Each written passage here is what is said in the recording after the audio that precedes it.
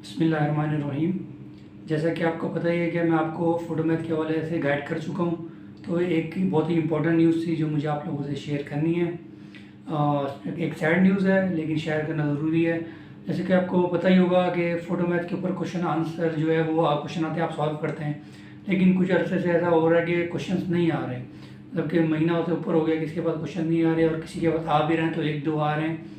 तो मतलब वही बात हुई यार, जिन्होंने तो एक एक्सपर्ट के लिए एक बहुत ही बुरी सिचुएशन है, जिन्होंने इतनी मेहनत की, मेहनत के बाद फाइनल टेस्ट पास किया, उसके बाद अब जब वो काम करने बैठे हैं तो उनके पास क्वेश्चन नहीं आ रहे।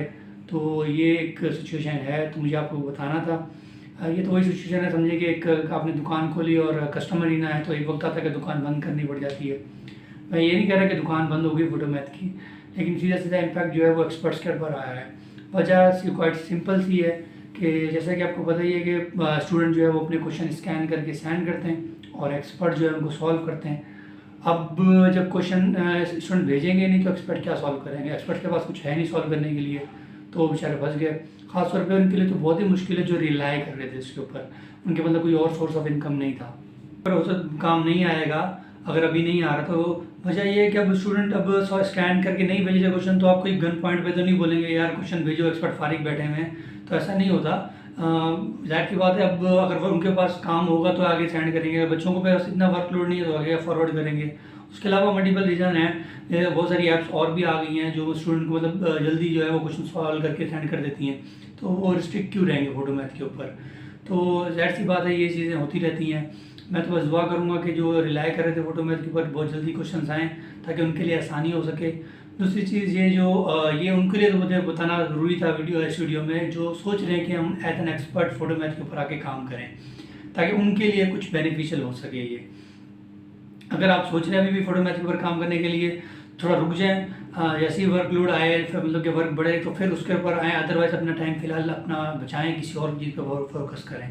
तो ये मुझे आपको न्यूज़ देनी थी। इंशाल्लाह कोई और अपडेट होगी वो भी मैं देता रहूँगा। लेकिन एक चीज़ जो अभी ध्यान में आती है और मैं बार बार जो अपने प्लेटफॉर्म के ज़रिए भी कहता रहता हूँ कि फ्रीलांसिंग एक परमानेंट सोर्स ऑफ इनकम नहीं है, ना ही उसके बारे में कभी सोचें। एक वक्त ऐसा हो सकता है कि आपके पास बहुत ज़्यादा इनकम हो और बहुत ज़्यादा पैसे कमा भी रहे हों, लेकिन एक वक्त होता है आप स्टक होकर बैठ जाते हैं, आपको कोई काम नहीं होता। इसको आम ज़बान में हम कहेंगे तो हवाई रोज़ी है ये। लग गया ठीक छक्का, नहीं लगी तो जेब खाली और दिमाग ख़राब। इस तरह की सिचुएशन तो आती रहती है। ये मैं क्यों कह रहा हूँ, अब आप खुद सोचें, एक फोटो मैथ ऐसा प्लेटफॉर्म जो है वो जिसमें आपने टेस्ट दिया और इतनी मेहनत करने के बाद फाइनल टेस्ट पास किया, कितना टाइम लगता है? मुझे खुद भी बहुत टाइम लगा था, मैंने किया था। उसके बाद जब आप पास करने के बाद इस वेबसाइट के ऊपर आएँ और आपको काम ना मिले तो कितनी फ्रस्ट्रेशन होती है। तो फ्रीलांसिंग भी इसी तरीके से वेबसाइट है, ये तो एक ऐसी वेबसाइट जिसने टेस्ट दिया, बाद आप उसका उन वेबसाइट्स का हाल देख लें फिर, जिन पे कोई इतनी मतलब कि कोई डिफ़िकल्टी नहीं है, आप आते हैं बस अपना साइन अप वगैरह करके काम आपको मिल भी जाता है, लेकिन अगर काम नहीं होगा तो आप कितना मतलब मुश्किल में आ जाएंगे। तो ये चीज़ एक ध्यान में एक चीज़ आती है कि यार जब डिपेंडेंसी होती है ना आपकी किसी चीज़ के ऊपर बहुत ज़्यादा, तो उस तरह के मसाइल आपको आ जाते हैं। आपको नहीं पता कि आप जिस चीज़ पे डिपेंड कर रहे हैं वो रिलायबल है या नहीं है।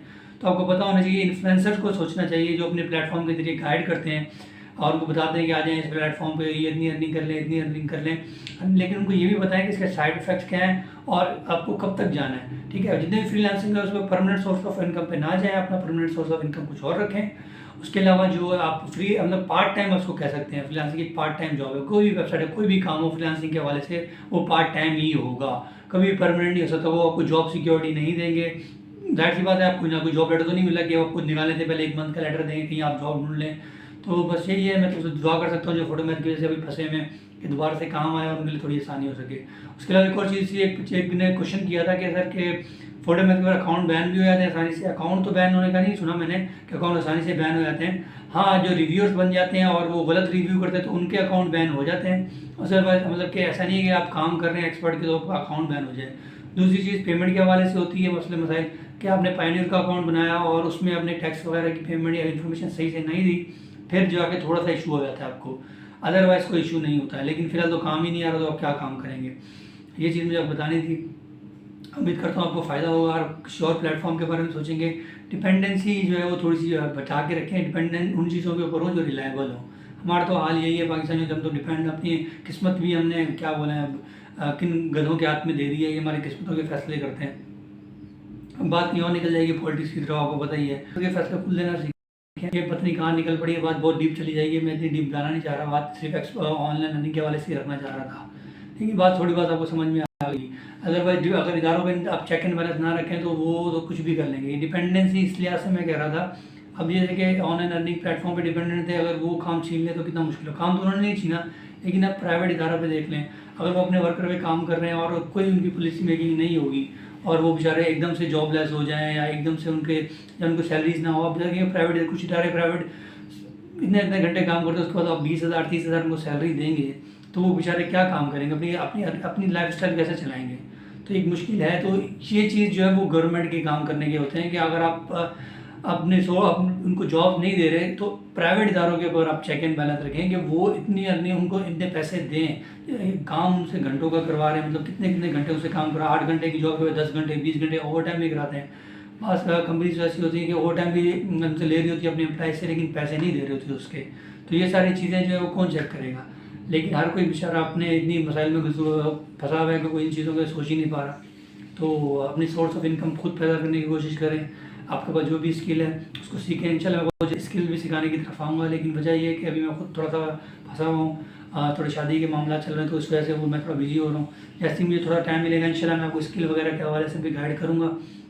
ये वीडियो तो लाजमी शेयर करें जिनको जो है वो फोटोमैथ के बारे में पता नहीं है, क्या अभी क्वेश्चन नहीं आ रहे, ताकि उनको पता लगे और वो किसी और प्लेटफॉर्म के बारे में सोचें। मैं इंशाल्लाह गाइड करता रहूँगा कौन सी स्किल है जो आपके लिए बेनिफिशियल होंगी अपने काम पे।